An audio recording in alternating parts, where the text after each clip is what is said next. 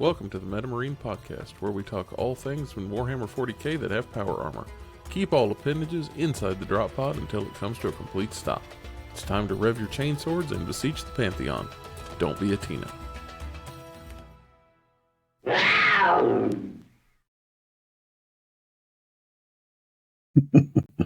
Hey everybody, welcome to another episode of the MetaMarine. This is episode 8. I am Max Style here along with Nick Fuller and Thomas Bird. How are you guys doing tonight? Howdy. I'm ready. I'm recovering from our long trip to New York, but I'm great. I'm feeling better now and happy to be here. Just a long weekend. In tonight's episode, we're going to talk about how our lists are doing, what we may have changed since the points changes have come up, and then there's been a couple of tournaments that you guys have been to, and then the last segment we're going to talk about the points changes and how they could affect your list. And I know we're late to the party and everybody's already listened to or thought about everything they want to change on their list. But this is maybe something a little bit deeper than that. So how it affected our lists in particular, and if there's something you can glean from that, and how will it affect you in other interesting ways. So stay tuned for that. So what did we learn this week? I learned a hard lesson that the Chaos Space Marine cultists, so it's the same cultists options that the Death Guard, Thousand Suns, Chaos Space Marines, the same cultists they all have access to, yeah, they no longer sell them. So, or sell them? GW gives them the option of taking a flamer, a heavy stubber, and a grenade launcher. Per 10, you can have one of each. That came in an 8-man kit that they sold years ago called the Cultist Warband, and they no longer sell that kit. Huh. So, if you want those options, which you do, I mean, they're free, right? They are free. You got to get creative. There was some starter box. I said Assault on Blackreach because that's the name that always pops up. The Marsh from a Crag. I don't know what starter box, but the basic cultist set that came out, that was like the first plastic cultists that were kind of like this easy fit push ones. I remember distinctly those stupid stubber guys and flamer guys in there. So there might be another set that you can get. Obviously, that box is not in production now, but that's crazy that you can't just build that out of a regular kit of cultists now. So we'll get to that later, but there's a lot of demand for cultists these days for a good reason. Yeah, they went down points, right? Yeah, so yeah. So, Nick, what did you learn this week? I learned that 50% of the time, a 4-up invul save is great. 50% of the time, it is terrible. I in no way can argue with you. Man, sorry. I don't know what to tell you. Crap. Well, coming from the Tyranid Codex, we don't have things like invul saves. What? Malacceptor, get out here, no invulnerable save. Norn, get what? No invulnerable saves? None whatsoever. None. So there's this inside joke with Norns. There's this tournament everybody was going to, and the whole time his team kept going, Nick, have you thought about Norns? Really, have you thought about them? Really give them some thought, man. They're really good. Like, every time I put a Norn on the table, I'm like, yeah, man, he's tough, man. He's got 2-up, he's got 4-up, he's got a 5-up. Man, unkillable. He's going to get on his special objective, and there's like turn 1 just gets picked up by something random. Some scout with a rocket launcher goes, I don't know, man, just like take 6 damage. I'm like, I only had 6 left. I'm like, I feel no pains. I didn't make any feel no pains. Okay. So there's a love-hate there with Norns, which actually I was a little surprised they didn't get a points decrease. Yeah, I fully expected them to get another one because they're just still way too expensive for what they do. Like, they're good, but they're like 300 points basically. So I feel like the one that didn't have an invul, at least he would have gotten a bump or something. I mean, he's got 2 last cannons for hands, but that's about all he's got going for him. And too many points. Too many points and not an invul save. Thomas, what did you learn this week? I learned as a typical, bad timing.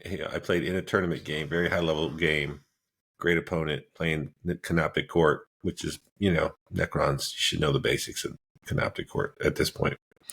If you go to a tournament like that Immortals don't have the Canoptic keyword, and the reactive, if you move with an enemy strat that says, hey, I move 6 inches away, does not work with Immortals. So boy, wouldn't I wish I could have charged him. And I'm like, if I just move out there to charge him with Calgar, he'll just move away, and then I just better not do it. So it's not even like my opponent tricked me or anything. I just assumed, and then that's the worst way. Like I could have just got him, and it would have been great. But no, ended up losing that game when I could have, should have, would have. So that's a good lesson, right? That's one of those deals where you're like, man, you learned that one. The burnt hand learned that one really good. I'm not going to forget that. So. Sometimes the only way you can learn stuff. I mean, that was my experience with playing against Space Wolves this weekend, and at one of the GT we were playing at, the local one, and it was, I had not seen them on the table before. Like, in theory, you kind of know what Thunderwolf Cav does. You're like, all right,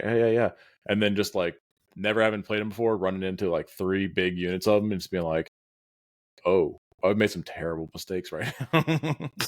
It's like, oh, they get the reactive move, huh? So if I shoot them, they move, yeah? You can move into combat? Yeah, and then you get to go first because it's my turn. Okay, well, yeah, that was a bad play. That was a bad play. That's a tricky one for those guys for sure. Like, it's like you I should moved know in that. for I was like, I'm going to shoot him with my aggressors, and then I'll charge him with whatever's left over with my my jump pack, my Vanguard vets. And it was like, I shot him with my aggressors, and then they touched my Vanguard vets. I was like, okay, well, there's still like 4 of them left in the unit somehow because of those weird 4-up invul saves. And then they were like, yeah, then I get to fight first. And I was like, yeah, you sure do. And then my 4-up invul saves did not turn on. That 50% of the time they weren't good. 50% of the time, it was his 50% of the time was Yeah. great. My 50% of the time was bad. He got the I mean, he got the the universe good has to 50. even out, right? Yeah, I thought I'd be clever too. I was like, I had my captain with the power fist and like the relic to make it super badass, and I was like, yeah, all right, I'm gonna challenge his character in there who's giving everybody lethal hits, and I was like, I had 7 attacks that are 11 minus 3/2. Here we go. And he's like, I live on 2. Okay, well, it's okay. It's cool. It's cool. He's gonna swing back, but like I got 4 pinballs too, so you know we'll probably it'll be a wash. It was not a wash. It was not. It did not come out And even. They're And that you 2 got damage, washed right? away. Like they got more attacks and they're like 2 damage, right? Like it's way not the same math. Yeah, no. But Well, moving on to our next segment, we've got a couple of lists and how they're doing. Mine's the short one, so we'll get that out of the way.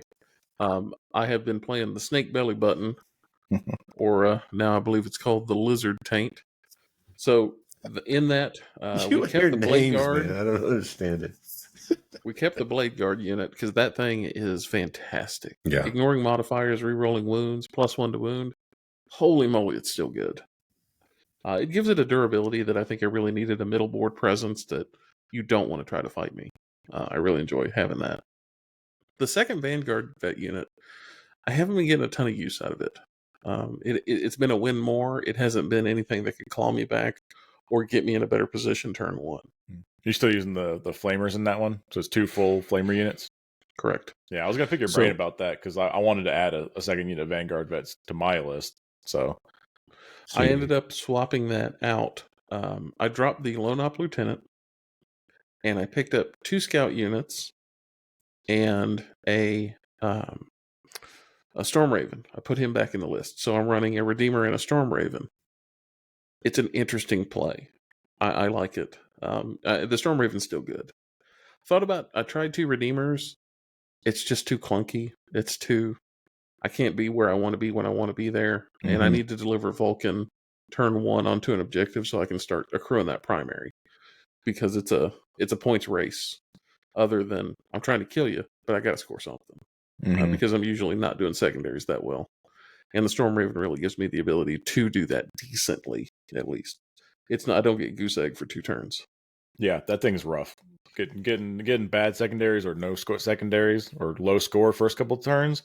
Like, it's okay if the game's going well for you, if you're picking up models on the other side, but like if you're still neck and neck and you all of a sudden getting down by like 2-3 points and it's like turn 4 and you're like, I do not have the gas left in the tank. Like, Yeah. it's rough.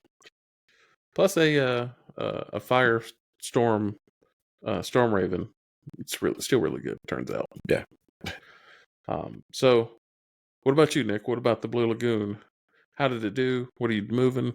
So What changed? the list that I took was very similar to what we were talking about. With the Hellblasters getting cheaper, I added more Hellblasters. My diabolical plan. So I added a 5-man unit and an Impulsor for the same basic reason you're talking about with the Storm Raven. Like, I felt really slow, and so if I put too much on in reserve, I don't have any board presence, and people can just like bum rush me early game. But if I start everything on table, that's where it starts. Like that's where it starts, basically where it ends, within like a 12-inch bubble, basically. So the impulsor being speed 12 and being able to drop people out after it advances lets me redeploy and remove some guys around. So I had a lot of good luck with it. It wasn't like winning games for me, but it was definitely helping out with secondary play and just like positioning. Like the 5-man Hellblaster, it's 10 shots, without a character in the unit. It's not getting lethals or anything like that. But against other people's like scouts and their small scoring units, there was a Neurolictor sitting on an objective once, and I was just like, well, I know you're only OC1, so I'll just dump some guys out here and take some pot shots. And if you want to come over here and fight, I got guys to back them up. But it was my main problem that I ran into was if Marines have like the go turn, right? Where it is now is the time. We're bringing all guns to bear. Like I got to do some serious hurting. And if your go turn does not go well, then like you're just kind of up a creek.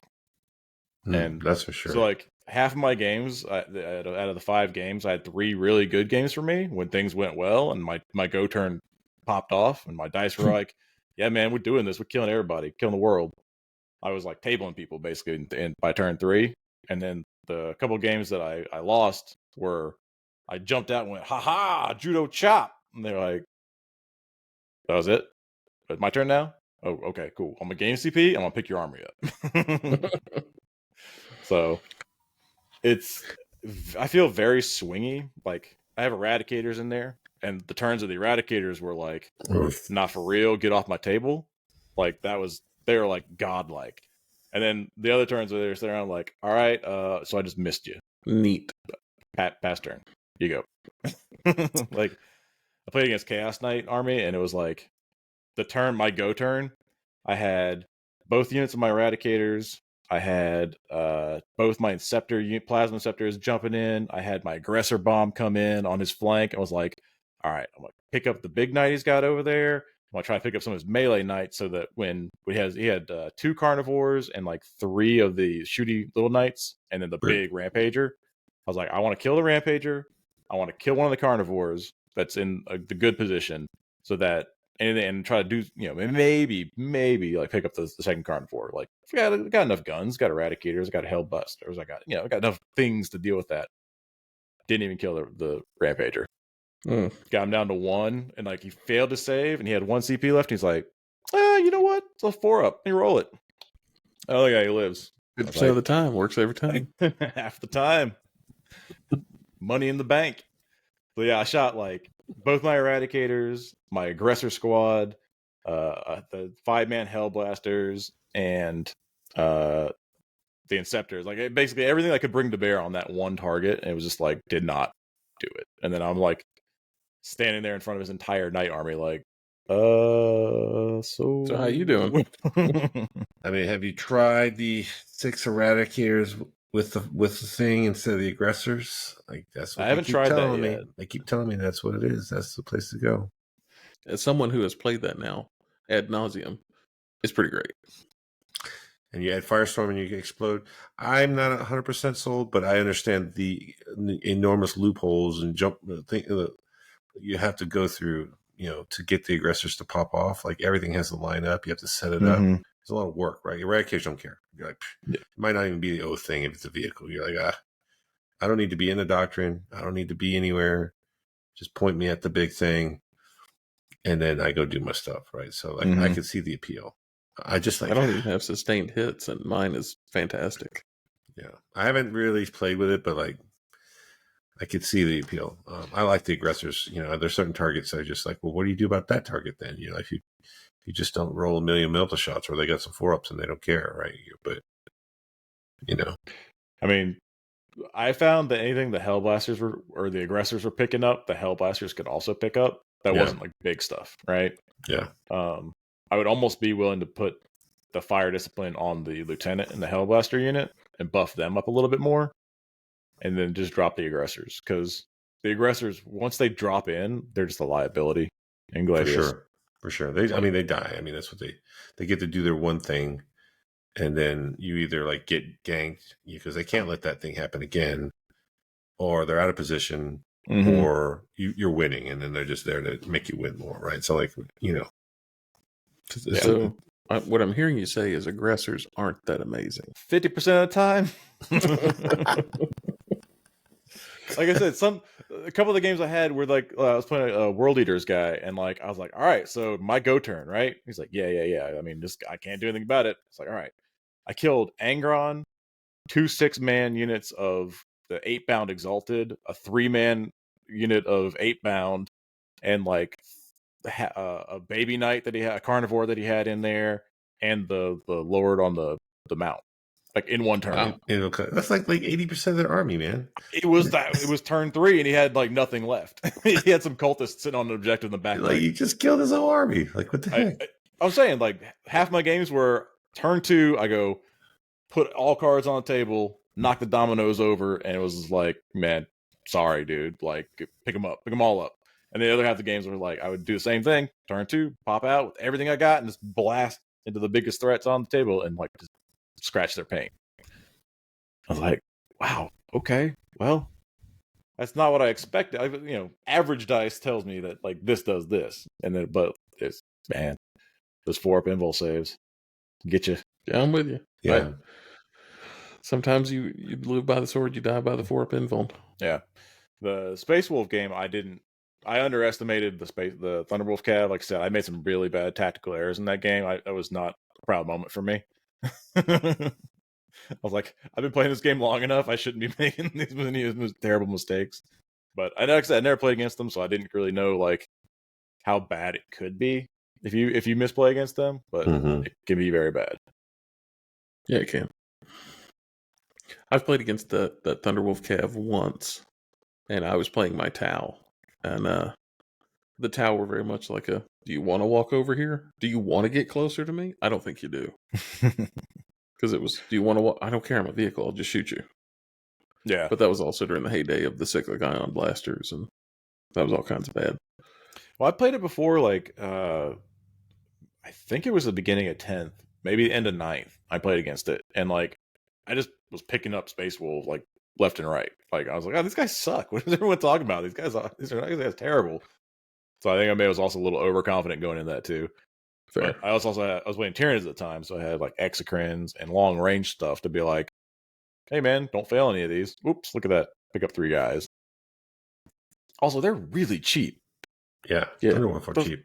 They're like 180 points. Once you start putting in the characters, the units can start to get a little pricey. But like, if you just like, I mean, the characters are the ones that let you like pile in closer and touch and do all the crazy shenanigans. And yeah, but that 108 point unit might turn into 350 points. Like what by two characters. Once you add all the stuff, the bells and whistles. But like, I was like, he had 3 big units with characters, and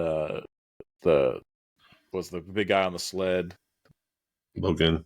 Yeah, Logan. He had Logan, and then yeah, Grimnar, whatever. Yeah, anyway, he had that guy, and he had like, and then he also had like 2 Lancers and a Demolisher and Infiltrators, and I was like, man, he got a lot of stuff in his list. How much of these guys are like? He's like 180 points for 6. I was like, all right, cool, neat. It must be nice. Cool, Nick. Well, Thomas, how did the Firestrike servo turrets do? Turret. I only had 1 in my list, and I was like, all weekend long, I was like, man, I really wish I had 2 because they were doing work. They were doing really good. There's only 1 game that let me down. I brought him in versus Eldar, and I had a bunch of stuff in reserve, and he was playing Heidi Seek with his Wraith Knight. So I was like, I want to drop my aggressors. Come on out, Wraith Knight. He wasn't coming out. And my Firestrike came in and shot at a Warwalker and did some wounds. And he's like, don't want to risk it. Fate dice. He's past the save. And I'm like, okay, fine, sure. He's like, I turn around and shoot you. Don't fail save because it's flat, big damage. Kills your turret. And oh, look, it's the Incarn. You're like, oh, crap. so Euro got to eat the mistake of the Incarn coming in. And the aggressor's like, oh, gosh, we got to deal with the Incarn. So they dropped down and killed the Incarn. But outside of that game, the turret did great. Like a single turret typically wouldn't kill a fresh vehicle, but it would always do a wound on them, so it would do damage. got to shoot multiple times. I charged in some race, which was very hilarious because I was like, it was kind of like last ditch effort, and it turned out to be fantastic. A 2-up save, just like holding down some race, and you want to fall back? It's just 2-up save over here. You know, like you just like slapping at my servo turret, can't get away. It was ridiculous. And then you see like the tech marine on the back, like getting off and like picking it up and like running over and like throwing it into combat with them. I was joking with Mac before the show was like started. It was like, yeah, I was like, man, I should have just went in the assault doctrine and just advanced in charge with that thing instead of worrying about shooting it. I'm like, that would have just been way better. I learned how to do that too late in the game. I'm like, that would have been much nicer to have that charge on the second turn. It did pop off. One game is like this shining moment, right? It came in from reserve. I was playing Thousand Suns. It shot a lone sorcerer on disc. I had shot Magnus was exposed, which Thousand Suns made a mistake, and the aggressors are like, thank you, Magnus. We will have another. And they just shot Magnus to pieces. And so he used up all his resources for blanking saves and rerolls, trying to keep Magnus alive over there. And that left that sorcerer just like to just take a full volley from the servo turret in the face. And he failed both of his 4-ups. And I was like, take 14 damage. I think I rolled boxcars on the damage or something. I was like, oops, he's really dead. And then that next turn, it like advanced onto the objective because it only moves 3. And it was like, not, I'm like, ooh, I'm holding an objective now. Go fire strike. And then I charged my captain into Armon's squad and chopped him up. And Armon survived with a couple of wounds, but I didn't pile into him so he could fight me. So during his turn, he moved so he can get better positioning to kind of attack my objective. And I'm like, is that a fire strike servo turret looking at him? He's still oath from the captain fight. I'm like, shh, shot him down in the face. And I was like, this fire strike's doing work. And then the next turn, my captain squad got gunned down by a damaged Forge Fiend. So his Thousand Suns had a Forge Fiend in there. And the fire strike's like, did you just kill my friend? Boom, he blows up the Forge Fiend. I was like, I'm writing this all down. I'm like just cheering everywhere. So I was joking. They had a store on site. They like, had a discount for all the attendees to buy some stuff. And afterwards, we finished third place. So we got some prize support. So I was going over there to spend my winnings. And I was like, this ain't a real store unless they got some fire strikes, which, Warhammer stores, like everything's out of stock. And they had so much stuff there. I was like looking through it and they had a bunch of fire strikes on the shelf. And I'm like, I'm pretty sure these are probably the ones that were like the very release set box ones. No one has bought any this whole time, but I'm all grabbing there with the Invader ATVs and the bunkers. I was just showing them to everybody. Everyone was coming up to me like, what is the deal with this stupid fire?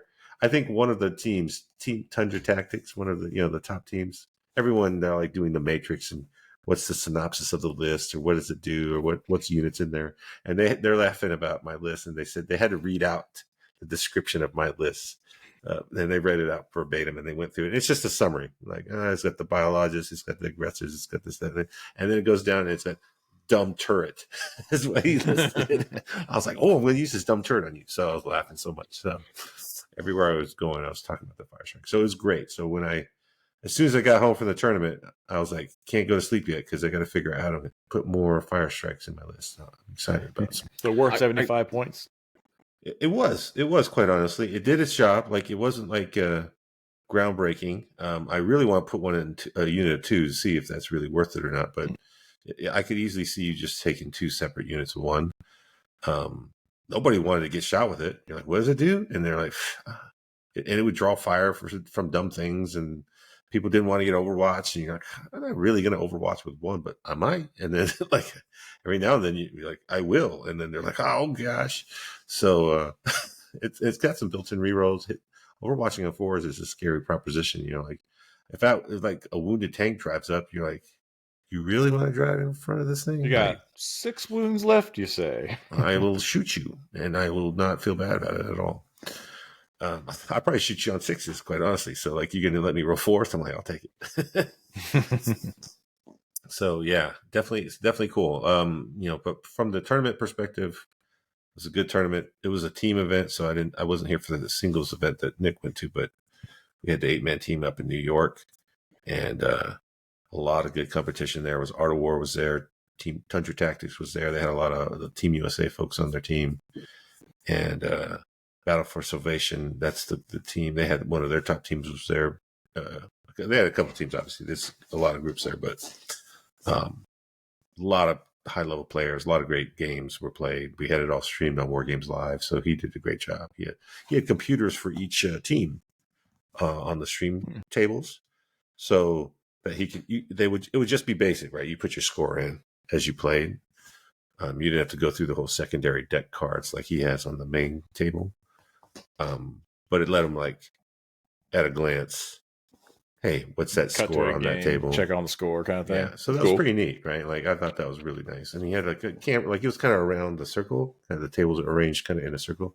So he had one big PTZ kind of that he can control and kind of, oh, that's Sean Dane playing over there. Let's kind of just check out that table and whatever you could see. But it was neat just kind of watching him kind of evolve the setup for teams. So yeah, he's got a really good setup, and he keeps evolving it too. So yeah, he works hard at it, and so it was good to see him in action. So I enjoyed it. I enjoyed it a lot. We had a lot of great games and a lot of good teams that we played against. So fun stuff. And yeah, I was talking to everyone about this. Everyone's coming up to me that Fire Strike. Some people were like, I want to put some in my list just because of you, and the other people were like, stupid Thomas and dumb meme list.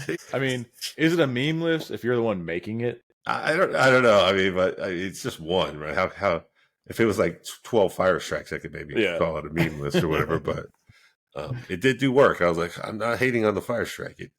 It's not. I was hoping it would get a discount. Then I'd be like a genius, right? So I was like, it didn't get that. But the list are many things in the Marine Codex that needed a points drop that did not get one. Yeah, I mean, the couple that did, you're like, still not good enough. And then the couple ones, you're like, I really want to put that in. I don't know where it's going to squeeze it in because you're like, there's some things you just like you want to have, but there's some neat things. So do we want to talk about points now, or no? We're not on that yet. So I heard on that point. I heard a good analogy.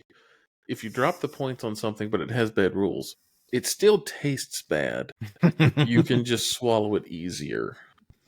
Like I tolerate its existence a little more, even though it's a little cheaper. Yeah. It's still dog dookie. But I'll eat a little more of it because it's cheap. The entire AdMech Codex tastes terrible, but it's a little cheaper now, so you eat a little more of it, and that's really not what you want. I mean, especially with that army in particular, where like, so now I have to buy more dudes. Yeah, right. That's expensive. Yeah, my more dollar guys. to point ratio got worse. It was the reason I don't like playing the endless swarm list at all, because it's just like you got to move around 300 models like 4 times a turn. Oh yeah, picking them back up as people are shooting them too. Yeah, nobody wants that. Nah. So I figure what we could do now on Thomas's note is we could run through some of the points changes, how it affected you, and what that could mean for you, and what did it mean for you guys in your lists. So Blood Angels. Right now, none of us are Blood Angel players per se. Mm-hmm. Death Company did get a bump.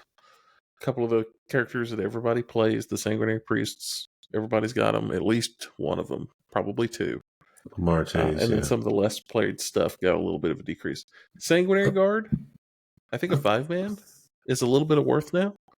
They were previously kind of crack prices. They were way too high. What were they? Do you remember? 180, 175, 180-ish. They were very expensive. That's a nice size, nice little chunk off of them there. I still stare at a Librarian Dreadnought every time I look at that data sheet. I want to make something with it.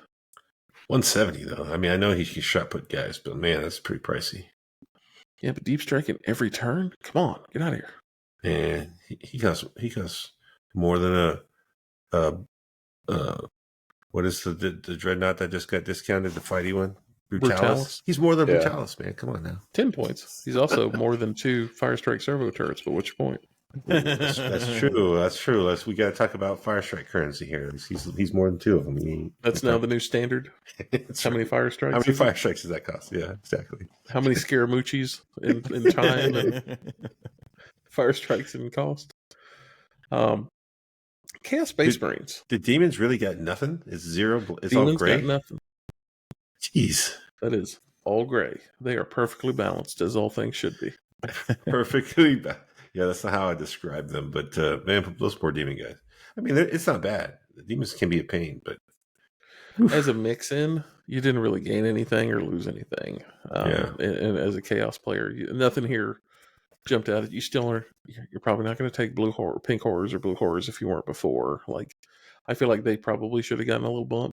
At least the pinks. Do you think it has to do with them just being able to be allied in with other armies and they'll skew those results so much?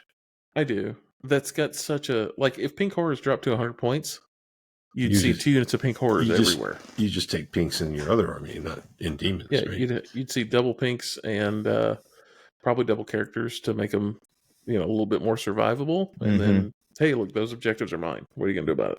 Yeah. So yeah, I think they need a light touch here because if they make a big change, it's bad. It's real bad.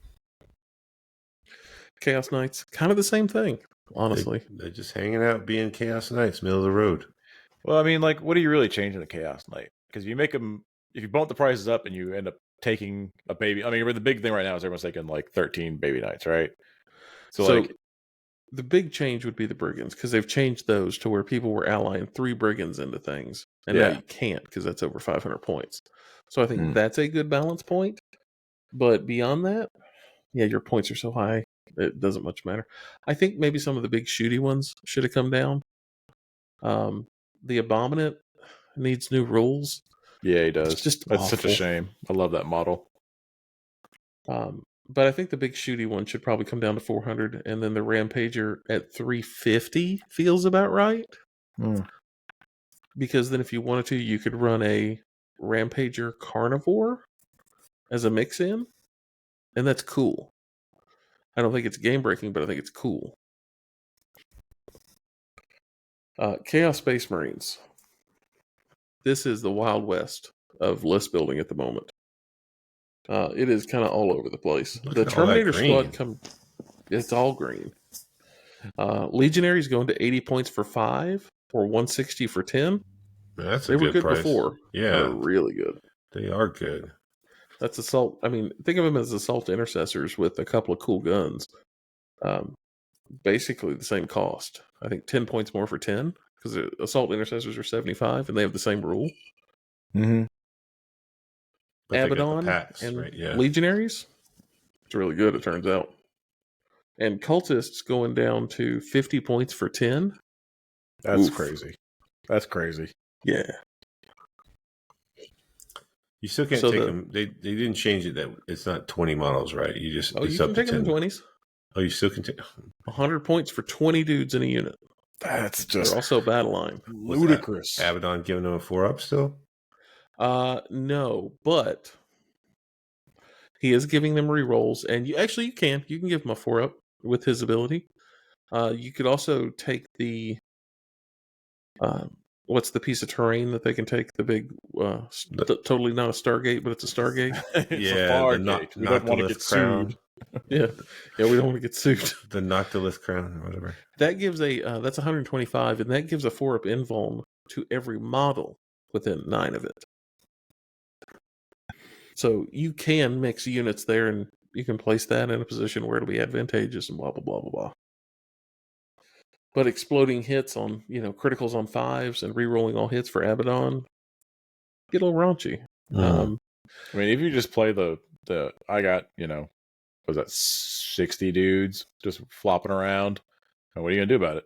You can shoot them, or you can shoot, my Terminators, or, my Possessed, or the other stuff that's actually going to do all the damage. Or these guys are going to just park on objectives and be like, I don't know. So speaking of Possessed, they came down, and they are 5 for 130.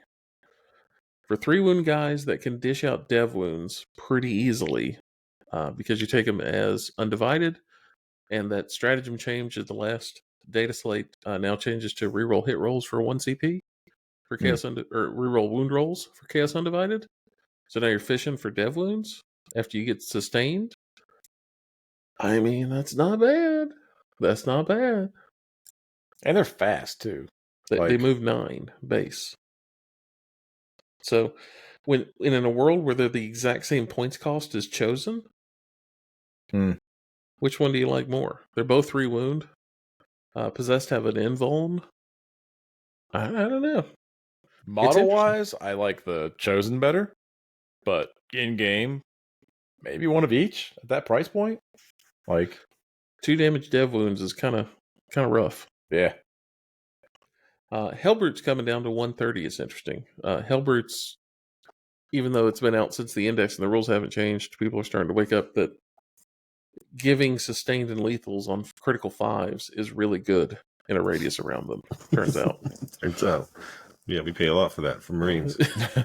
They just have it army-wide. Vindicators at 175. Like, universally. Mhm. Imperial, Chaos, Thousand Sun, all of them are 175. Yeah. Is I that did more not reasonable? realize I did not realize the Vindicator was T11. I knew it had 11 wounds, but I didn't realize it was not toughness 10. I just learned that today as well. So there you go. With a 2-up. Yeah. And it can shoot in combat. I mean, Yeah. in sort of. Chaos Marines, it's sort of like wild. It's even turned up to 11 because exploding hits on 5s. Yeah, you sit next to the Yeah. Hellbrute, you're kind of playing that Iron Hands game. D6 plus 3 blast, or D6 plus 1 blast. Plus Plus explosive 6 bugs. plus 3. It's plus 3. Yeah, it is plus 3. 14 minus 3 D6. It's pretty So big lethal's damage. not really that amazing on it, but sustained is That's- amazing. Yeah. And I had rerolling one, hits. the Spacewolf player was playing, he had one. I guess he was playing it out with the points, and I was like, he shot into my Vanguard vets with it one turn, and just like, I was like, oh, well, I only got 4 shots because I had guys missing at the end. He's like, all right, well, shit, I hit you twice. All right, well, wounded. All right, cool. I'm like, well, yeah, I failed a save. Went through. He's like, I did 1 damage. So what's that? He's like, I didn't kill anybody. Yeah. Not for not having 175. Melta, not having a Melta rule or some way to like make that minimum 2 or 3. Mm-hmm. It needs to be like D6 plus 1. Yeah, I D6 feel is like hard. that. But it's strength 14. It's a lot of shots. Like, like... It's only 175 points. If that was a 300 point model, I'd agree with you that it should do flat 6 or something. Yeah. 2 fire strikes? I don't know. Yeah, is that 2 fire strikes? Shoot at a Vindicator. That's So not yeah, 2 fire strikes and some change left over. That's not a good target for them. They get a wound on 5s. They're going to have 3 up saves with armor, contempt, or cover. At least have 4 up saves. It's a tough target for the fire Demon strikes. Prince is coming down. It's not bad. The winged one still, it does some mortals on the charge. Foot one's okay. Didn't really move the needle for me on Demon Princes. Havocs, however, at 5 dudes for 120. Okay. I mean, I know you got a soft spot for the Havocs too. I love them. I that is one of the units that I just absolutely am in love with. Ignoring modifiers, getting exploding hits, rerolling. Seems good, right? The Seems million good. shots. Are you talking about the chain guns or whatever? Yeah. Mm-hmm. I'm thinking last cannons. I'm thinking standing in the way back. I don't know. I'm thinking weird, bizarre thoughts here lately with looking at this. Are they just straight up blast cannons? Like 12 Yep. minus 3 D6 plus 1? Straight up. It's the same price as a Devastator squad without all the special rules. For a higher toughness unit Yeah. that ignores all modifiers. Yeah. So you can't reduce damage and you can't reduce it. That doesn't apply to AP though, right? Actually, I take that back. I think theirs is just hit rolls is what they ignore modifiers on. Yeah, theirs is not their weapon stats. But 85-point Raptors also is super interesting. I think if you're not running at least a unit of those in most of the new lists, I think you're crazy. Now, that begs the question, what does a new list look like for Chaos Space Marines? I think it's the Wild West. I don't know yet. I think MSU is the way, but I don't know exactly what that looks like. Yeah. I think it's going to look weird. Venom Crawlers at 110 kind of call out to me. Yeah, aren't we like any day now? Noise Marines are supposed to hit or whatever. Codex Index. Don't know when that's coming Emperor's out. Children or whatever. Yeah, don't know when that's coming out or what the rules are going to be for that. Yeah. So as soon as we have it, we'll know. But yeah, that's also the dumbest statement I've made in a while. Once we know, we'll know. Another interesting list change here is Cypher at 90. I heard people talk about Cypher being a great deal at 90. As What does he their do? only, he's their only lone op. He has Vect. and he can shoot back when you shoot at something near him. And he's got a couple of pistols that are kind of crazy. But he's their only lone op they have. Do you have Deep Strike too? I believe he does. Yeah, I remember him being kind of like an Imperial assassin kind of thing. No, he That does one. not have Deep Strike. He's just lone op. He has Dark Packs, obviously. And then he has Vect. And then if you shoot something within 3 of him, after you shoot, he shoots back at you.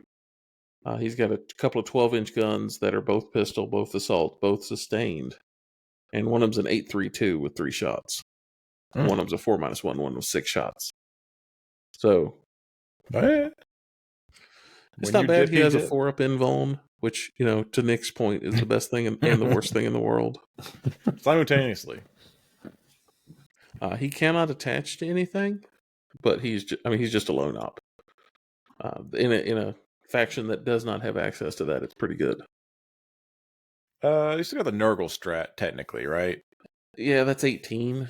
His is like a true lone op. Yeah. There's a big difference between 12 and 18. As I understand it. So, I don't know. I have a soft spot for Terminators, Legionaries, Havocs, and Possessed. So this was like good news. Yeah, this was like calling to me, going, "Hey, why don't you go play that?" And I was like, "Why don't I go play that?" Chaos Bikers at 75. That's good if you like Chaos Bikers. I just particularly don't care for the models. I think they're what was it? The first Bush administration is when they came out.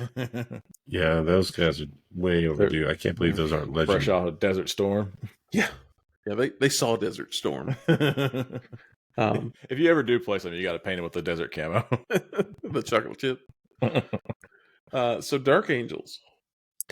Yeah, this is still sad. I think Dark Angels are a cool codex, and you want to give them some love. They got the brand new book, and you're like, this is garbage. And then you look at some of the units that are just specific to them, and they jacked Deathwing Knights, so they're not 10 models. They went down to 5, and they raised the points to craziness. So they lowered the price, but is it low enough to matter? They lowered the Lion 50 points, man. He dropped to 300. You kind of he might see some play. The two things I'd say to this are 3. I think the Deathwing Knights and the Terminators are still too high.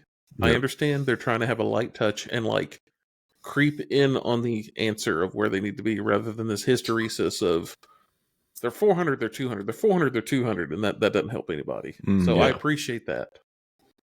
Inner Circle Companions being the same cost as Blade Guard. Why would you not take Blade Guard? I mean, realistically, yeah. Blade Guard have an invuln. We finished this discussion. But the Lion, man, controversial hot take. I think it's got play. At 300 points? I think it's got play. Yeah. I really I'm also kind of like a sucker for the model, right? Some cool models just speak out to you, and you gotta be like, I don't think he's that great, and 300 points is a lot, but if I was playing Dark Angels, I'll put the Lion in there. A 3-up invuln is no joke. In today's day and age. It's amazing. And old 40K was still good too. Does he have defense against mortals or not? He does. He has an aura that's a 4-up. He can deep strike. He has lone up if he's near infantry, and he has fights first. So there's a world where you rapid ingress him and heroic intervene him if you want to, or just deep strike him around some dudes to protect him, and then he he heroic intervenes and he fights first. Yeah. So he becomes this big I don't know what I'm going to do to that. Plus, yeah, he's got a million attacks, and they're all great. Oh, he touches you, and you just get blent. I mean, he is a blender that will blint you. He's big and tough. Put him on the tables. If you're a Dark Angel player, please put him on the table. Let us know how it does, because I got to tell you, it's interesting. I like him more than I like Guilliman. I'll put it that way. Yeah. Well, yeah, Guilliman's still 350, 360, right? He's still freaking... Yeah. Guilliman actually hilariously fights a little bit better than Lionel Johnson. He doesn't have fight first, but his sword and his sweep profiles are just better. Didn't they make the Lion's sweep profile 1 damage instead of 2? I think they jacked his attacks up. I think it has 16 attacks or something crazy, though. He only has 1 more big swing than Guilliman. Yeah, but he has sustained on a sweep. Yeah, Gilliman has lethal and he has dev wounds. Well, yeah, but Gilliman doesn't get there. You can have the Gilliman best melee in the world, but Gilliman nobody could just he could just advance and charge. He could just rapid ingress just like Yeah, them. but so could Lionel Johnson, and he can deep strike, and he has fights first. Fights for it don't matter if you're charging. Oh, get out of here! It matters if you fail your charge. I mean, he's got you there. We live in that world, okay? I'm not saying Gilliman is good. Believe me, I would be playing Gilliman. I love Gilliman. It's hard. I think this is an interesting points total that if you wanted to try it, I would try it if I was a Dark Angel player. I think it's For sure. interesting. I've been tempted to build a list with him in it. Put it to you this way: I don't want to see him on the table. I don't want to fight against it. Yeah, because that's a question that I just can't answer. Sometimes, Hellbrutes went down to 130 across the board, so I appreciate that. Death Guard, largely gray, perfectly balanced. It's crazy that they're not touched. I mean, I know like a lot of people play it Death Guard, and they're people have answers for them. There's a couple different versions of the list that go around. It's interesting to kind of get people's take on what is good Death Guard list, but Death Guard is so good. I mean, it's that this did not get touched at all. The Plague Marines. I think they should have probably gone up to like from 90 points to 100, right? At least. Yeah. It's a minor thing, but like, where's the grenade guy? Why is he 50 points? That guy should have went up. Yeah, all their characters are way too cheap. Personally, like considering how like devastating they are on the table. The way they can attach the multiple squads they all attach. There's no restrictions like Marines where only this guy can attach or that guy can attach. You're like, it makes it so much more problematic. Those guys are all good. But hey, who am I to throw shade at Death Guard? Let the Death Guard play. I mean, they suffered for a very long time. They did. This also Death Watch not getting anything is kind of criminal. But yeah, that's weird. If the rumors are to be believed, their codex is right around the corner, so this can't fix bad rules. And I feel like Death Watch is in a position to have really bad rule territory right now because they just don't have anything. There was a broken period where they were really badly written when 10th came out, when people figured out how to break them. And then the special issue ammo that like stacked with stacked with something, right? That like was just like ridiculous. The Hellfire rounds. You could get dev wounds and Hellfire rounds, so it was like you were doing dev wounds on a 2+ or something crazy. Yeah, it's anti and then the dev wound mix. It's just like Drukhari, perfectly balanced. That's what I've always said about Drukhari.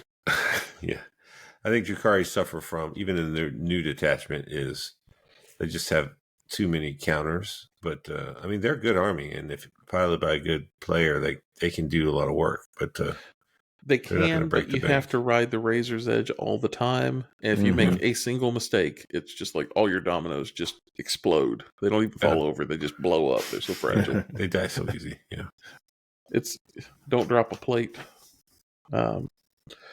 Gene Stealer Cult. I don't know enough about it to know if this will move the needle. Yeah, if I'm honest.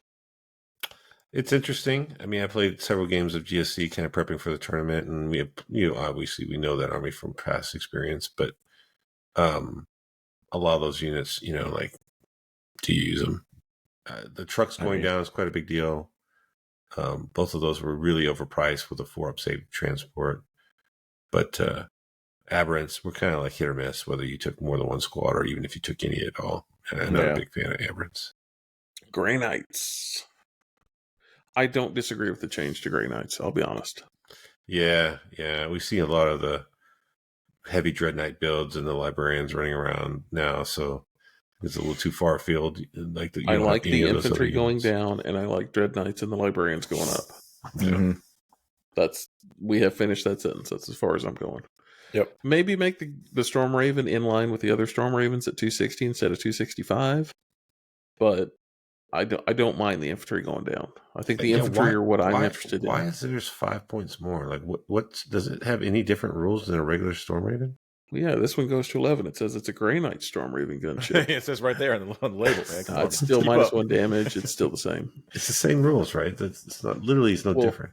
But it can carry Grey Knights. So I mean, theirs is better because it carries Grey Knights. Cost premium right there, like Grey models only inside. You can transport models that can deep strike innately, so pick them up and move them every turn anyway. So that's a good thing. Imperial Knights, much like the Chaos Knights, didn't get a touch. They are perfectly balanced, which I know a lot of people say that Imperial Knights are bad.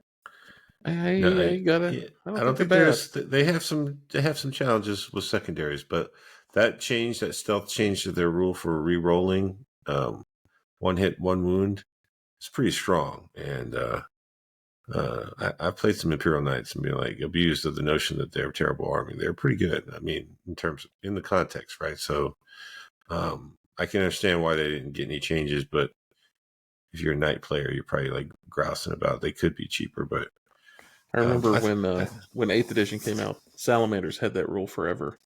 And I thought that rule, well, that's not that great. And then it got taken away from me, and I was like, man, that rule was amazing. I want that rule back. It didn't sound like It's that the old much, joke but back in 8th edition where me and Mac would be playing a game and just be like, Mac's in there rolling dice for like 30 minutes. I'm like, no, man, you know what? Go ahead. Just roll the dice until you get what you want. It's fine. Oh, let me guess. You're going to re-roll that one too? Well, yeah, I am. Necrons. Oh, Necrons. Necrons. So obviously, Satans, Monoliths, some of the things that you see a lot of in the Hypercrypt, Canoptic Court. I think they changed the Technomancers, but they didn't touch race. So, like obviously if you're taking the 5 of Feel No Pain, you got the guy in there making them better. But interesting kind of touch to the Necrons that I still think they haven't really hit them too hard, so they're going to still be seen everywhere, and they're one of the top lists. I think it's still good. Yeah, absolutely. It's still got that codex still has juice in it for days. Yeah. Oh, it's still massively powered up. Like looking at death marks though, like why does no one play them? Is it just you don't have points for them at the end of the day, or They're so cheap, man. They're like so cheap. So 120 points for a 10-man? That grow back, 60 points. They deep strike in. They can shoot, double shoot. They can just grow guys back if you don't kill them. Like that seems really good to me. Yeah. And they're not taking because freaking Necrons don't need those guys. They got all these other guys that are great. I mean, I guess they suffer for standing next to other guys in the army and just being like, okay. At those points, would you rather have Satan or would you rather have 20 death marks? I mean, they're precision shots that are 5-2/2. I'm just looking at 60 points for some chumps that just deep strike in the back and score me some secondaries. Like, I don't even care if they do anything. And then those guys aren't just like scouts that just die. They like, you might not kill them and they might grow back and you're like, stupid Necrons. I mean, they're still tough 5 with a 3-up save. Yeah. Yeah. Like, that regenerate. I mean, yeah. If you have 50 points versus 40 points, I mean, 3 scarabs gives 40. Wouldn't you rather have, for 20 more points, 5 death marks? Yeah, they actually have OC and stuff. Yeah. And actually have some meaningful shots that make somebody go, ooh, I don't want to get hit by that. Yeah, where's your character at? Over there? Cool, I can see him. Like, ooh, orcs. So, people think orcs can be like S tier. I think I saw Art of War's latest meanderings, and they like put them in the top tier. Their data sheets are great. Some of the rules seem freaking out of this world. Then you put them on a table and play against them, and you're like, they're not that bad.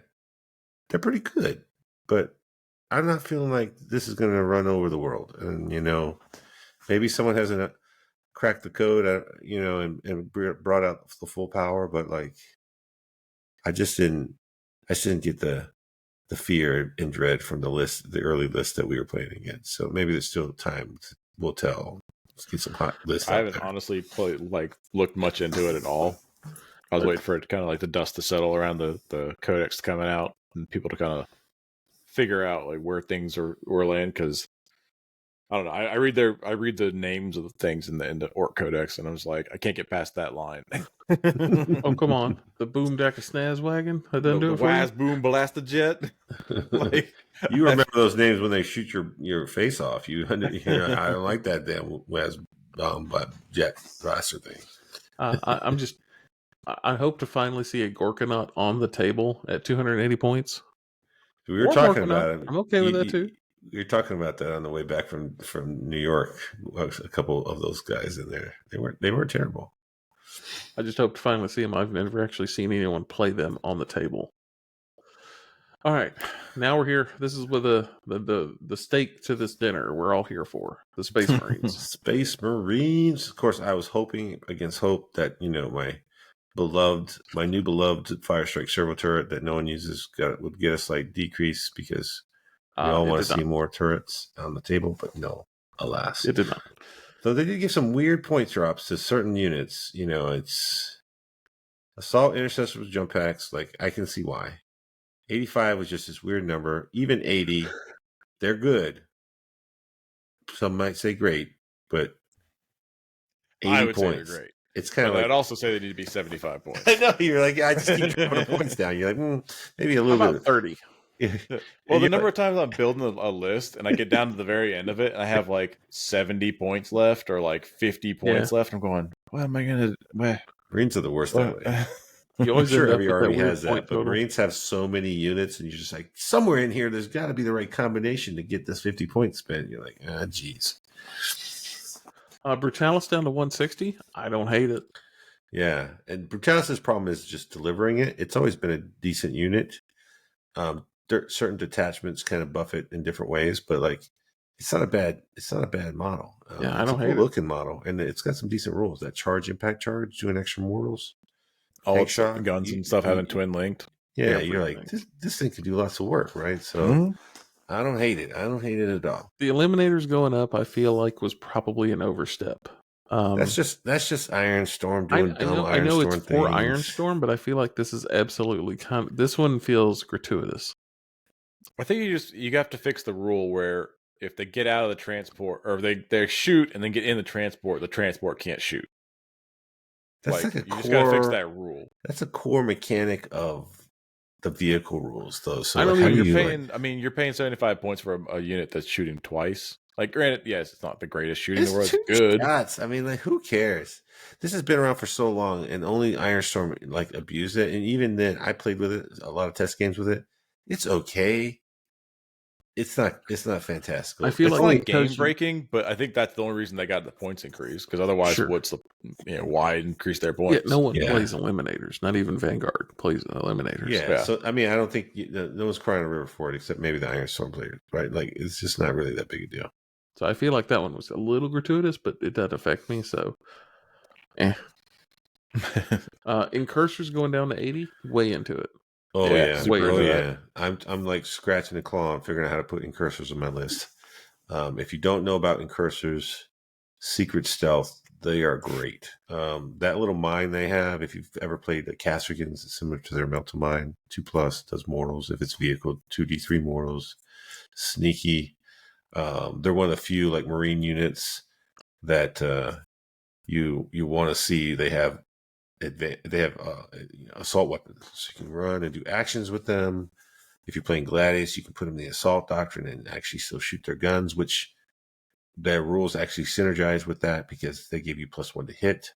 There's a lot of units: eradicators, aggressors, Hellblasters, and Scepters, tanks. all those units are like +1 to hit with my full rerolls. I appreciate that. Even with full rerolls, you're like, no one's saying no to +1 to hit.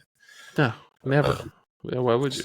So those guys are fantastic. Yeah, I love me some things. And if you really want to be cheeky, you can take a little 55-point character, jump them in there. That's a move after they shoot. So you can like, I could do the Eliminator trick: move, shoot, jump back into Rhino, move, shoot, move, and then charge. And So drop does my that mine on mean somebody. Like, all If sorts you do that, does that mean that you can pick 2 different units to be +1 to hit against? No, because it- the it rule for the specifically it's the says- Incursors that give you the +1 to hit, not their guns. Okay. Yeah. But the Impulsor would then hit on a 2+. So Yeah. silver lining. 20 bolter shots. I mean, I don't want to Yeah. get hit with 20 bolter shots. Yeah, I love me some incursors. Like, so, I think they're a great buffing unit, and they have some damage potential, especially into vehicles that can give you some. You run up, throw some mortals, and then you charge. You do some mortals. It's kind of the same shtick as the assault jump marines. Or throw a grenade Yeah. too. Yeah, you throw a grenade, you run up, you impact charge. You're like, that's the same thing that these guys like to do, except they also like buff guys. So Well, Nick, your beloved Hellblasters came down. Do you think that moves the needle from 120 to 115? I'm like, I don't know. mean, That it made does me put anything. 5 more in the unit in the list. It made me I- try out 10 instead of 6 Blade Guard with my lieutenant. It did. I still decided that I like the Blade Guard better. Well, your Blade Guard veterans are just better, 10 times better than any other person's Blade Guard veterans. But that's hard. I couldn't even begin to like I couldn't make that trade on a normal unit Blade Guard. Like I don't like Hellblasters that much at all, and I love that unit so much. It's hard for me to just discount Hellblasters because I'm like just been disappointed with them so much. They are more reliable than I thought they would be. You're not picking a lot of stuff up with them, like the big stuff, right? And really that's kind of what you need in the Marines more than anything, is just more reliably like picking up tough 10, tough plus stuff. That's my problem. Like you don't really have a problem as Marines killing chaff or elite infantry or just random stuff. So like, and that's what they do really well. But they also make people like think about stuff, right? Like, yeah, I'll shoot you Overwatch with these guys. So you kind of put them in a weird position where it's like, you're always trying to, as a Marine player, you're like, I feel like I'm always trying to bait people into like coming to my side of the table where like all my guns can like get a bead on them. Mm-hmm. And Hellblasters being able to stand out in front and be like, "You want to kill me? I might punish you. You might kill my entire unit, and then I just shoot back and kill whatever pokes his head out, or not. I don't know. Maybe I'll shoot Overwatch at you. Maybe I'll kill myself in Overwatch and then shoot on regular ballistic skill. I don't know. Who knows? You just gamble city over there. But they do pick up. I mean, I don't know. I like them, and I'm probably biased, but I think they definitely got a spot. You're allowed to like them. It's okay. I feel like Infernus should have come down 5 points at least, or 10 points. Yeah, they're terrible, man. Nobody uses them. They're almost good. If I'm almost good. If I'm at 70. So 80 here's points, what I'm thinking. You just like, how do you like? You start justifying 80 points, and now you go to 70. Like no other unit is that cheap, right? Like if I'm comparing it to scouts, if I'm paying 5 points more than I pay for scouts to put these guys in strategic reserve to walk in off the side and flame something on an objective, I'm interested. I feel like you got to pay a premium for that, right? Like scouts aren't doing anything coming in from reserve except standing there and waving and hoping to score and deploy teleport homers or something. Like even assault intercessors have utility and they cost more than that. Like those guys have flamers, and in the right context, assault intercessors are cheaper than they are. Assault intercessors are 75 to these 80. I know. You know what would make them worth 80 points? Is in the battle shock shenanigans they do with their flamers. If that was in the opponent's command phase instead of immediately, well, you can fix them. Just make them AP1. Yeah, I think you just make them AP1, and then if they were AP1, ignore cover, or give them dev wounds by default. I don't know. Give them something. A dev wounds might be a little strong, but they need a little something. I think that would be a little much for 80 points, but I think D6 AP1 plus would be 1 shots, or D6 plus 2 shots, or I don't know, put blast on their flamers so they can't shoot it in combat, but something crazy. Fun.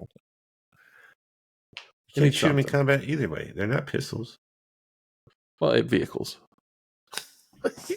Those strength are they strength? They're strength 5, right? They're strength 5 those flamers at no vehicles. I mean, if I make them strength 6, I'm plus 1 to wound. I shoot them at vehicles. You're desperate. Yeah, just give them lethal hits. Wait. Sternguard not getting touched, I'm okay with. I feel like that's a decent point total. I feel like if you go too low, that's too attractive, and if you go higher, they're not. I mean, they're still not played at 90 and 180. They're not. I think you run the problem of how do you differentiate this from other units if you make them the same points as tactical Marines or something like that, right? I mean, they do have better guns. The Storm Raven going up to 260. I got no beef with that. It's still good at 260. What was it before? 240. Now it's the same cost as a Land Raider Redeemer. That's fair. I got no beef with it. It's a flying Land Raider. It makes sense to be the same cost as a Land Raider. Is it still good at 265? Maybe if you give the Grey Knight keyword, it is, but otherwise, no. This Grey Knights paying the premium. 140 for a tactical unit. Does that move the needle? Man. You They guys got are like in squad. unison going groaning. You're like 70 points for 2 squads. You're like, I really don't need 2 squads. How can I just pay 70 points for 5? And then you're like, then I'd have to get past the baby Marine thing. You're like, okay, I could make some Primaris guys and call them a tactical squad. You know, like their loadouts are kind of, who cares? One attack If it was each 120 in melee, you're like, this is so dumb. How does a Marine only have 1 attack? If it was 120, they'd be worth taking just to be like go stand on objectives kind of thing. Sure. Just combat squad them, throw a las cannon in one unit. You can't say that they 60 points cheaper than a unit of scouts with a las cannon or whatever. Well, they're not. I mean, they're still not going to be. I mean, scouts have a rocket launcher. It doesn't make them good. I mean, he's got you there. Yeah, but these guys have a 3-up save, right? And they're OC2. Like, you can't compare them to scouts and make them cheaper than scouts. I don't think that's fair. Like, they're as cheap as they can be and be in the price point of scouts, right? I mean, the taxes that you have to pay for a 10-man, right? Yeah, you're buying 2 squads. Exactly. I think this is another case of points is not going to make this attractive to me. No. I think if you were to give them a secondary rule, like their first rule is they can combat squad. Great, who cares? Give them sticky. If they had sticky also, I'm kind of But interested. then wouldn't you just play the Inceptor or the Intercessors, the regular ones? Give them a different rule instead? But if I could have 2 units at 60, well, Intercessors have a 4-1/1 gun. They have more attacks. They're interesting. They have grenade launchers. Point cost. Plus, they can ride in different vehicles. Yeah, they're 80 points. You know, it becomes a 70, 80 point, difference, right? 10 points. But you're buying 2 squads now. Like, no one's buying 1 unit Intercessors. They're going to take 2 squads now? Like, get out of here. If they had sticky, I'd think about it. Not that many points. I don't think I could ever agree to that. Terminators, 5 at 185. Golly, man. I want Terminators to be good. I want that price to be worth the damn. Like, how can I make it worth it? Terminators don't do anything, man. They're like sort of durable, but not really. Their offense is crap. Like they're not as good as Blade Guard. I mean, they got their melee weapons are a little bit better, right? But like ultimately, it's still strength 8. I mean, it's strictly better, right? 5 minus 2/2 and 8 minus 2/2 for power fists. But like neither one of those profiles is moving the needle on like what you actually need them to use them for, right? So if you're a Blood Angel, you've got strength 10 now. Okay, I mean, yeah, sure. A strength 10 fist. That's no joke. And then the question comes in, like, how do you get them to go punch the thing you need to punch? I mean, they deep strike, right? So you rapid ingress, and then you advance and charge. Yeah, you deep strike, you put in a ride, just like anything else. But, yeah, I mean, outside of, like, specific Blood Angels, I just don't know how you can justify that Terminator squad in a normal Is that Marine better list. than 2 Fire Strike servo turrets? I mean... No, strictly speaking, I don't think so. Like, strictly speaking, I think like Nick said it great. Like when you're talking about Marines, you're like, I have no problem killing elite infantry chaff, this, that, and the other. What I need is more anti-tank options, and like Terminators don't feel the anti-tank option. Like, they have to punch it with chain fists, and even you have to try to deliver them this thing rather than just come in from reserve and shoot them one time and kill them or whatever. I think if chain fists had a better rule. If chain fists, I mean, the anti-vehicle 3-up's pretty good, but if it was against vehicles, they got an extra damage. If they were 3 damage against vehicles or something like that, that's like or the assault squad needs to have something something like gets +1 to charge or rerolls charges or something like that to make them a little more reliable to actually get into combat. Ooh, or just give it dev wounds. Chain fists have dev wounds and anti-vehicle. I mean, that'd be spicy. But again, that's a rules change. That's not a points change. You could make them 100 points, and at 100 points, I'd take. Yeah, okay, I'll take them. But that doesn't make them taste any better. It just makes me tolerate that taste a little more. Yeah. I don't know what the break point on points are. Like I just like, well, these are auto include now. I'm just like, this is not the point number. I'm saying like if you're taking Terminators for their durability, there's other things you can take that are just better for the points. For that durability roll. right? Yeah, if you just want Like to 210 points, you get 10 Vanguard vets with jump packs with 4-up involves. Sure. You get Like 15 the wounds kind of versus evens 20. out. Yeah, it's like if you're taking for durability, there's other things you could take that have better ups. Like Vanguard vets with jump packs are move 12, so like you can go get on objectives if that's the only point of taking them is durability. If you want to kill stuff, they don't really do that super well. There are a lot of 3 damage guns in the game right now. Yeah, and you're back on that 4-up going. Might You not gonna always make that be 4? sufficient. You'll be flipping that coin.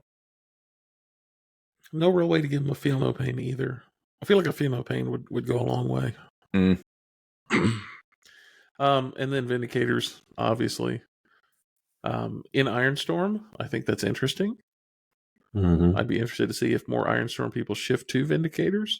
Especially with the increase in the Black Templar base vehicles. Like you don't have the multi-meltas, you take more Vindicators. I know at one point Vindicators, either they went up or they were at 190 and you're like they were trying to squeeze them in. But if you are an Ironstorm player, I feel like Vindicators are back on the menu for you. they're still so swingy. That D6, even at +3, it's just like it's a little bit of a gamble if you roll low. So Hey, always bet on America, baby.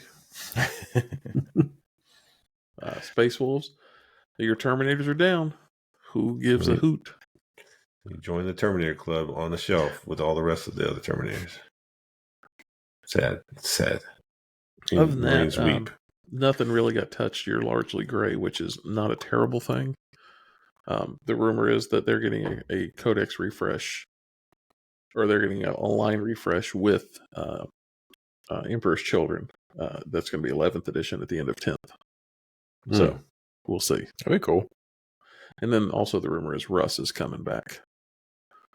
We'll We'll it's going to see. be 375 points and no one will play him. We'll see. I mean, there's a lot of Spaceful players out there. Yeah, but Volta. Yeah, okay, Mr. Ultramarine player. How many times did Gilman hit the table in 10th edition? I would argue more. Dude, I can't argue with you. If Vulcan was in Dark the game, Angel. I'd be playing him. Even if he was terrible, I'd be playing Vulcan. I played Gilliman a lot in the beginning of 10th. You know, he was good back then when you had Double Oath. You remember the old Double Oath days? Oh, you didn't know Double because Oath you're was the good. other side. Yeah, I wasn't on the Double Oath game. Yeah. No, and if it was still reroll wounds, man, I Gilman remember was- playing against the Double Oath. Gilliman was running around wild handing out Double Oaths. He Check loved it out. that Check it out. I got a combo. I'm gonna take Stern Guard that shoot twice and 2 oaths. I'm good at this game. shit. It was good when that worked. For sure. Tau, it's still the Index Tau. We'll know more this weekend. This is the week of the pre-order is this week. Currently, we're recording this. It'll be out on Saturday. So next time we'll probably talk about our new Lords and Masters of Tau, which Yeah. the rumor is that Montcalm is going to be the ruling faction. So I expect Tau to be hot topic for sure in the next couple months. Them and we'll go orcs. over that. We have a Tau episode. Please check it out. But Look going at Thousand forward, Suns, got some be there. green. So we got changes. I say we, as in the 1,000 of we. You. I think there may not be 1,000 Sun players in the country even. 1,000 Suns are still in a position that they can be amazing if you play them well. If you make mistakes, it's, they just fall apart quick. Their changes they got are just corresponding with everybody else's changes. The 2 things that aren't corresponding are Terminators are back down to 200 from 215. That's interesting. That is interesting. It's led me to put a Terminators were unit never back bad. in. Yeah. And then the two that you take in every list, the 2 upgrades, the guy that lets you do 2 rituals is up to 35 points from 25. And the increased strength and damage of psychic weapons went up to 25 from 15. Yeah. Take 20 that, points Cena doesn't gun make guy. me not play them. Like, I know. No, that's still totally worth it. You're still it buying didn't that change my jerky. list construction. I could give a hoot about the Athenaean scrolls. That one, just a character makes an additional cabal. That's all it does. Which is Okay. good. I mean, hey, don't get me wrong, more cabal is more better. But your other 3 are like auto includes. Yeah. Would you rather have that or would you rather teleport somewhere once a game? I know which one I'm picking. Did the crystal go up too? Say again? The crystal went up too. It's kind of cut off on my screen. No, the Umbrella for Crystal stayed at 20. So Terminators being 200 versus Rubrics at 105 at a 95 point bump, I'm okay with that. It took me from 5 units of Rubrics to 4 units of Rubrics and a Terminator unit, because the unit that I was teleporting, I would always lose. If I was throwing it out there to get line of sight for the casino gun, or if I was just throwing it out there to be a jerk on an objective. The Terminator unit gives me the option of unlocking that 20-shot Psychic Bolter for Dev Wound strat, which is good. They fight decently well. They're way more durable. I like it. It gives me an added element to the list that I didn't have before. Is 15 points that big a deal? Ultimately, no. But when everything else went up, when I lost 20, this kind of balanced out. It's ironic. The list that I built using the Terminators was 2,000 before the points increase, and then after the points increase, it's 2,000 because of the way the detachment enhancements went up and down. But is this that big a deal? No, I don't think so. It looks like a big deal because there's a lot of green relatively. The Cultist going down helps, but that's not the end of the world. They went down 5 points. Yeah, I mean, a lot of these things are things that no one was taking in at thousands on the list anyway. So the Cultist being the only thing that has Scout in the whole army, you got to have it. I mean, for 55 points for 10, I mean, take 10. Yeah, pretty much. Pretty much. You end up with the weird point totals when you start at the end of your points and you just need trash. So you're always like, I could take 2 Zangers or 3 Cultists, or I could mix it. So not much changed. The big Terminator blob at 400, probably still too much. Because if you're taking 10, you're gonna want, if you give a mouse a cookie, he's gonna want a Terminator Sork and Terminator armor. So now we're at 515 for 11 guys. Yeah, it's kind of a lot. I mean, I see you cringing, and then if you've given that mouse a cookie and a glass of milk, he's gonna want to draw a picture. So you got to put another 20 points in it for the teleport. So now you're at 535. Yeah, anytime you're paying, you're a quarter of your army in one unit, it's like, man, that unit better be doing some serious work. You're just asking for trouble. You're just like, and you're going to want to turn their bolters into psychic. And then you're going to want Magnus and Cabals into them. Then you're going to want to reroll hits and wounds because you already turned their bolter psychic, and you're getting +1 to hit and wound with it. And you're turned it into dev wounds. So, yeah. It sort of like corrupts your play when you have that unit. You have the ability, but you have the ability and you have to use it every turn. So I don't like the 10-man for that reason. The 5-man, it's not enough that makes me want to dump resources into them, and they're more survivable, and they give me an added little leverage point. Way into it. Yep.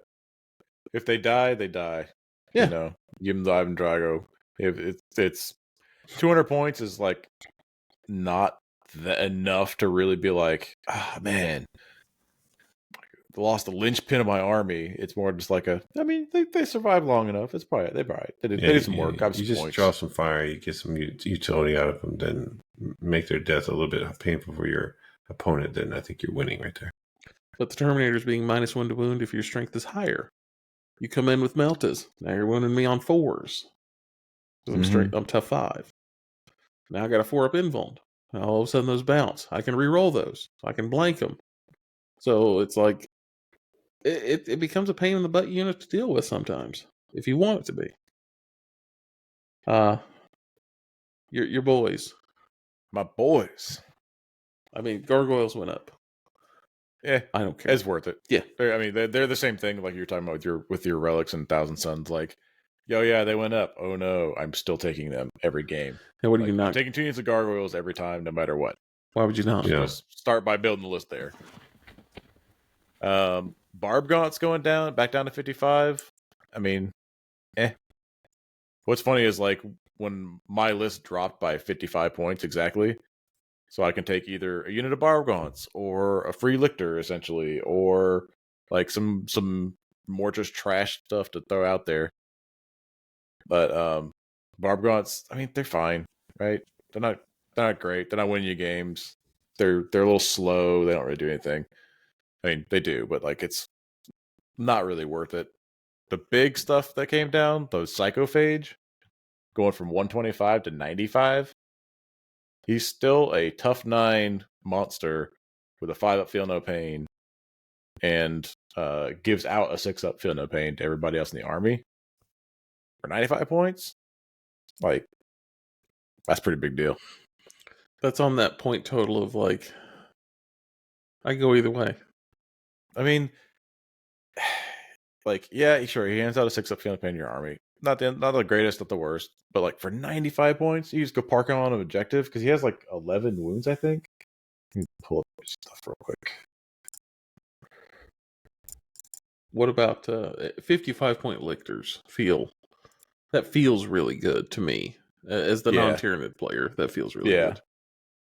They took away some of their stuff. I think it was the field or the invul save that they had, but they have lone op, so they're not really.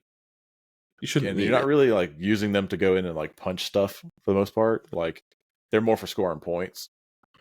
They used to have a 5-up invul save that got taken away. Okay, that's not the end of the world. If you have lone for op, 55 points, though, you get a infiltrating, lone op, stealth. It's got precision. It's got fight first. 6 attacks and 7 -2/2 that hit on 2s that have precision base. Like, yeah, okay, it's 55 points. Yeah, cool. I'll do that. Toss a few of them in there. Yeah, I mean, that's just a great price point for it. And they rapid ingress for free. Just like, what about the Swarm Lord at 240? Is that extra CP worth it now at 240? That's the trick, right? So currently, the Hive Tyrant, just walking Hive Tyrant, is 235 points, and he lets you do basically the captain, the free strat on anybody within 12 of him. So you either get a Hive Tyrant who gives you a free strat out to somebody, or you take the Swarm Lord who gives you a free CP that you can then use to do this one strat once. Right. So it's this weird balancing act. Like their melee is basically identical. Swarm has 8 attacks. The Hive Tyrant has 6. Hive Tyrant has a gun. Swarm Lord has like a little flamer guy. Like, it's really depends on the detachment you're taking him in. Like, Invasion Fleet has the battle tactics strat for a 5-up feel no pain. You're taking Hive Tyrant because I can do it twice. Swarm Lord gives me extra CP. I still can't do the strat twice. Fair. But in other, like in Vanguard, where everything costs 1 million CP and you want to burn 4 CP a turn, 240 points, I'm like, I could probably make some room for him. I think the biggest win is the Zoanthropes coming down to 100 from 110 because you're pretty much, I mean, they have last cannons. And that's pretty much your only anti-vehicle that's really worth talking about. You know, because you got your Tyrannofex that has the big gun, but it's like with not having any rerolls or any way of like fixing your dice, you're going, hey man, it's the even worse Vindicator. It is. You either blow something up like down to the molecular level, or like you shoot off into space, and that's it. Or I rolled it out like one time, just like sat there and rolled it. Like, let's say I'm playing a tournament with 5 games. Let's say he gets to shoot every turn, all 5 games, and it was like one time, he did like 24 damage. It was amazing. The rest of the time, he does like 6, if it does anything. Yeah. If you're shooting at something that has a 4-up invul save, you know, God help you. Don't even shoot it. But Zoanthrope coming down to 100 points is a reasonable. You get 3 last cannons for that. They have 4-up invuls. 3 wounds, tough 5. They're good. I'd say I'd like taking probably like 2 units of 3 in just about every list, just to have that little like threat to pop out and open transport, so your guys that are good at killing infantry can get in there and like actually kill the infantry. Sounds like 2 units of Havocs. I mean, it's pretty much exactly like how many Fire Strike Shower Torches over? And then the Warriors coming down significantly was also a big deal. Like I know a lot of people didn't like playing the warriors, the melee ones. A lot of people took the Gene Stealers and the Broodlord on top instead of them. But I just found that the warriors are way more reliable as far as their damage output. Yeah. Because the Gene Stealers, you're trying to get Death Wounds. That's their big thing. Like they do Death Wounds with a Broodlord with them. But when you actually do the math on it, you're like, how many am I actually getting done? And then they just evaporate. Whereas the warriors go wade in there with their big swords, swing them around, and just like erase things they have really no right to. 150 feels really good. It's 5 -2/1 twin linked. And when you put the character with them, they get sustained. Wow. Yeah, that's really good. And then there's the invasion fleet they get crits on 5s. And the invasion fleet says if you're going against vehicles, they're lethals. Wow. Lethal sustained So- on 5s. Sustained twin and linked. lethals on 5s, and they're twin linked.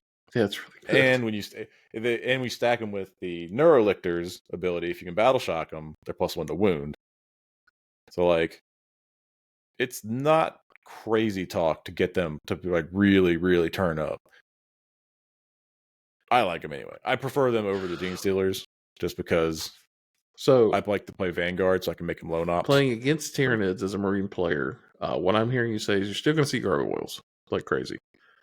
Yeah, you should. You might see a Psychophage, so you may see a Film of Pain some more, Mhm. and then you're probably going to see some Tyranid warriors back in it.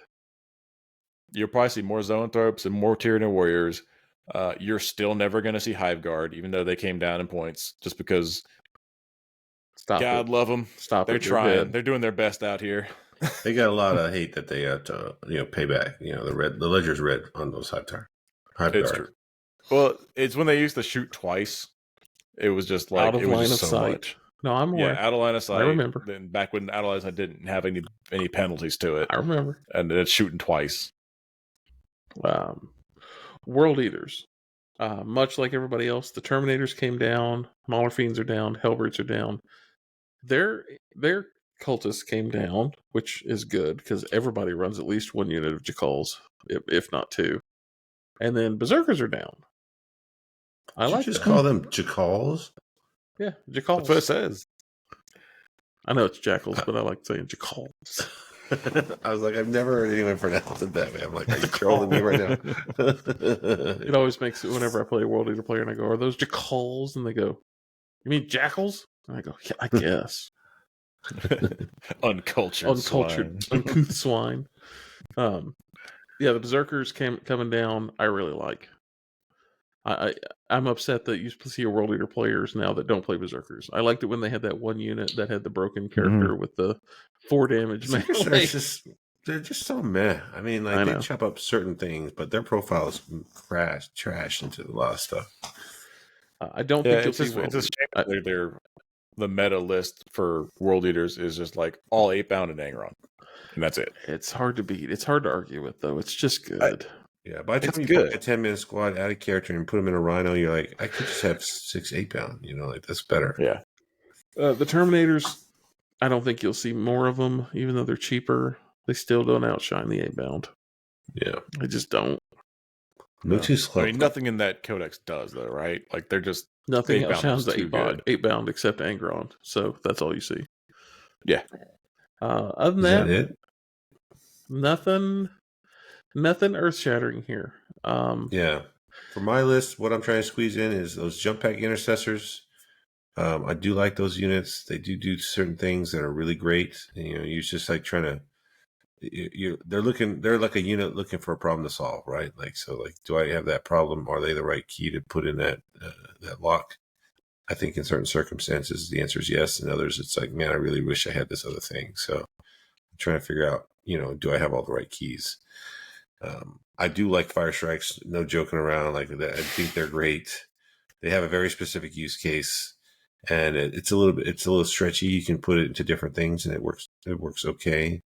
They're not breaking the world. They are not that cheap that you're just like, gotta have them. But when you play enough Eradicators, and it's so funny, man. I played a game against a guy, and he was just bemoaning those Eradicators, and I'm like, I was complaining about, but you got to roll 5s. He's like, are you complaining about your unit that rerolls all hits, all wounds, all damage? And I'm like, yeah, kind of, because they never roll wounds. And of course, I'm like, that game, it popped off. And I'm like, well, except for this time, sometimes they do. All right, look, You just don't ignore this one understand. time that everything worked out. Yeah. But so sometimes, like for Marines, you like, at least for my list, I'm trying to like, I need consistency. I don't want that variability that those guys sometimes bring. Mm-hmm. And short of like give them the full Monty, they'll definitely do work if you give them all the trimmings. Like just having a little 3-man stack, you're asking for disappointment if you think they're going to go pick up a tank. You're just asking for problems. I mean, don't ever let that unit pop smoke. Then you're really going to be sad. And then they just die. And so you're like, they either nuke that thing or they don't. And then you're just sitting there, hope you don't get killed, right? So that's the problem I have with Eradicators. Doesn't bother me. I, as the Firestorm shenanigan player, my unit of Eradicators I'm in love with. I don't want 2 because I can't support them, but one of them can't be happy enough with them. They do something you put every game. With them, and then you give them the +1 wound. No, so they come in. They don't eat up my oath. All about that. Yeah. They reroll hits and wounds. They have lethal, and then I can flip one to a 6, so I can force a lethal. Mm.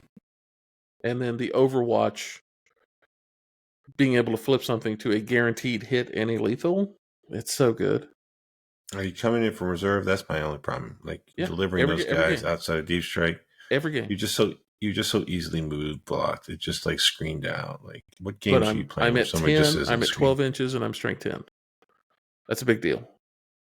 You're at 12 inches from my scouts. I'll let you shoot at them at 12 inches. What are you talking about? Get out of here. I'm going to let you shoot me. I'm not going to let you shoot my tank from reserves. I'm not going to do the theoretical hammer where you have infinite scouts. No right mind unless you just killed all my stuff. I'm going to let you drop that thing in front of my important tank and let you just nuke it for free. Let's see. That's the thing is you would protect your important tank, and I would drop the Inceptors behind it with +1 to wound, oath the tank, roll hits and wounds, and wound on 4s.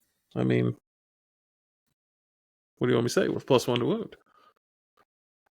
I pop smoke and those Inceptors miss. In this reality, I had 3 CP and I dropped it for Armor of Contempt and smoke. and then I re-roll one of my saves. I do wish there was a way to get a character in with Inceptors. I really do. Yeah, that'd be cool. They're so good. I'm like in my list. I'm thinking about taking some out because the points are, pointed enough that they are a pain. It is a pain to pay that price and get the Inceptors. They're good. They're not that great. And again, that's another unit that's like draws a lot of hate. Hot take where you're like, they're not that great. You're like, you're complaining about the 3-inch Deep Strike guys that reroll. You're like, yes, I'm complaining. Like flat 3 damage. This is here. Thomas complaining about it.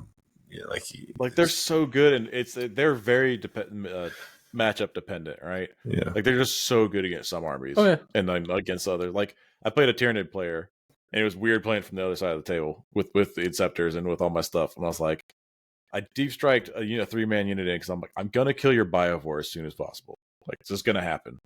I dropped him in. He Overwatched, killed 2 of them in Overwatch, and the one that was left alive was just like, well, I still killed your Biovore. Get out of here. Stupid. That's lucky. Popped off, and I was like, hey, man. You're lucky. I was lucky. You're just often not to just blow yourself up and not do any damage. You're like stupid Inceptors. Large takeaway from me, in my opinion, Chaos Space Marines were the big winner in this because it's going to open up new opportunities and new unit combinations for you to play with. Mm-hmm. It didn't really change my Marine lists. It didn't really change fundamentally my Thousand Sons. They are still, who they are, and they just added a Terminator brick, which I was already kind of playing with somewhat beforehand. Yeah. My Marine list didn't change at all, but I'm more interested in squeezing in some of these other units. It's just like a little 5-point difference all of a sudden makes it like, you get in that break point. Well, if I drop one unit, I got this 75, 80 point number in the bag, and that was never quite enough, but now they dropped by 5 points, so I might be able to squeeze in that unit of incursors or that unit of jump pack guys. So I'm definitely toying around with it. Servo Strike turrets have definitely messed up the point numbers, but those things have some neat utility that you can't get out of Eradicators. I think you want both, quite honestly, but I do like the counterplay of having both those units. They do different things. They have different profiles. You make your opponent have tough decisions on who they want to target. It's a neat little synergy they get. And sometimes those Eradicators are like, I just need one chip damage from that turret and I can finish it off or whatever. So. Havocs and Hellberts. I'm in. Well, guys, we appreciate you listening to this episode of the Meta Marine. We're going to make some changes to our lists. We're going to play with some new stuff because we've got a couple. All of us are on the team. We've got a big tournament coming up at the end of May, early June. Early June. We're having the DreamHack Invitational. We're going to have some great teams there. We're going to look for some new announcements coming on our YouTube channel, Tabletop Life. And I'm sure we'll have Art of War, and we'll make a big splash. But there's some cool stuff coming from teams. We just got back from Battle for Salvation. Ken Hammer just wrapped up, so the NTL is really kicking it off. We have NATC coming up in July, so even more teams around the corner. I know there's a lot of team events all over the place. We saw some 5-mans. I think we have a 5-man down in Valdosta that's coming up. So if you're not out there playing games, you get out there, roll some dice, and tell me all about it. If you're not looking for teams, man, you're missing out because team stuff is fantastic. We got a lot of cool stuff. So I hope we get to see you out there playing some games, and hope you're enjoying the content that we have here. And if you have any topics that you want us to talk about, man, drop some comments in there or hit us up on the socials, and we'll be sure to talk about it because I can't wait to see. And really, I can't wait to beat up on this new power that the Tau and the orcs are going to bring. Because I know we're going to have to start tuning our lists and tweaking those lists to kind of accommodate those armies. Because they're going to be good, and you're going to see them everywhere. So if you're not ready for it, you're going to get steamrolled. So that's the never-ending grind of now Fire Strikes need to take out Tau. Yes, more Tau. So we got to take an over-under bet now. It's how long before Judiciaries make their way back into all of our lists so that we have fight Dude, first? there were some Judiciaries at the tournament this weekend. It was interesting. Brad got beat down on some Judiciaries from Black Templar. He got surprised by them, and it was just like, psh, what do you mean you have fight precision? first? What do you mean you have this? What do you mean you have fight first? He had a whole plan of how you stop that, and he just like brain dead. No one had charged him in a while. He's just been playing these other lists, and so he didn't deploy his secret plan to blunt the attacks, and he got surprise assaulted by Hellbrecht and a bunch of Chosen. I'm like, yeah, that'll kill Vol, no problem. That'll do the trick. I do not want to fight against a Judiciary with the Honor Vehement. I do not want to fight against that. Wasting that relic on a jackknife Judiciary. Get out of here, man. I don't know. Yeah, you say that.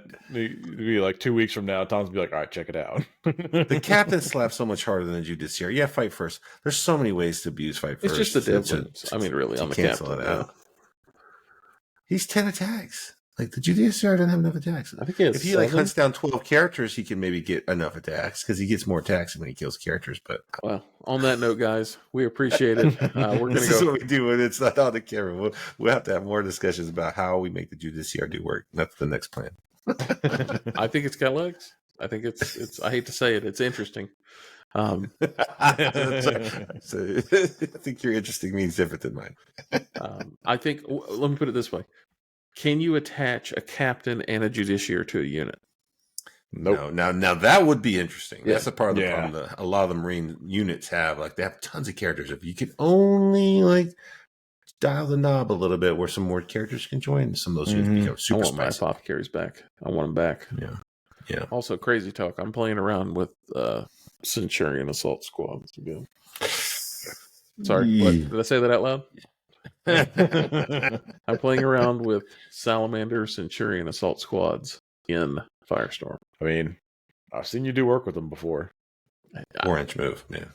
It's like service strikes. Yeah, they but only if move they 3. dump out of a transport, All right, well, put it on the table and let's see. Let's see what it looks like. would you rather have 3 of them or would you rather have a Brutalis? Brutalis. You think so? Have you looked at their Well, data sheet? For me. Yeah, I know what their day sheet says when they have sustained hit and all the other stuff. And then you're like, it's Twin Link. Oh, wait, it's all Twin Link. Oh, it's wounds. Wait, it's more wounds. Okay.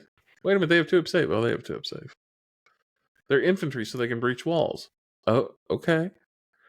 Their base is like 3 inches wide. They move forward. They have to run or they can't get through the wall because they're too big. They can't make it to the other side of the wall. Wait. So you're telling me they can't fit wholly within 3 of a transport? On that note, guys, we appreciate you listening to this episode of the Meta Marine. If you've made it this deep, we appreciate you guys, and we'll see you on the next episode.